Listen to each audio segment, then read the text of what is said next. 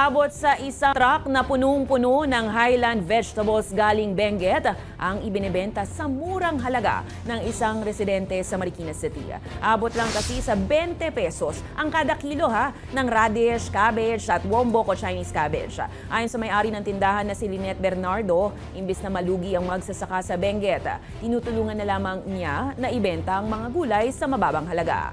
Habang umaasa din ito na oras na sumikat ang kanyang ibebentang gulay, ay marami pang mga pribado at organisasyon ang bibili sa kanya para naman makatulong sa mga magsasaka. Dinala nila ulit sa norte, sa Pangasinan, Villasis.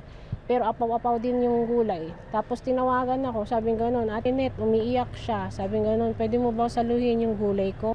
Sabi yung ilan ba yan? 5 tonelada. Hindi ko kaya yan, 2 lang. Sabi ko gano'n, iwanan ko muna sa iyo, sabi gano'n. Kaya iniwanan dito. Ang pinangako ko na gagawin ko lahat para mabenta yung mga gulay. Gagamitin ko yung social media, mga kaibigan kong maraming mga kakilala para i-dispose yung gulay nila.